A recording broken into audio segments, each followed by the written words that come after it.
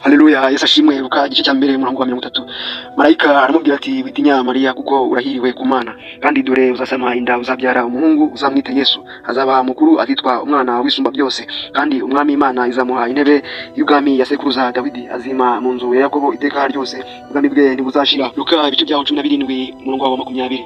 Bizaba mu gihe kimeruka. Abafarisayo baramubaza bati ubwami bw'Imana buzaza ryari? Arabasubiza ati ubwami bw'Imana ntibuzaza ku mugaragaro, kandi ntibazavuga bati dore ngubu cyangwa bati nguburiya, kuko ubwami bw'Imana buri hagati muri mwe. Abwira abigishwa be ati hazabaho igihe muzifuza kubona umunsi umwe mu minsi y'umwana w'umuntu, ariko ntimuzamubona. Kandi bazababwira bati dore nguriya cyangwa bati nguyu, ntimuzajyeyo kandi ntimuzabakurikire.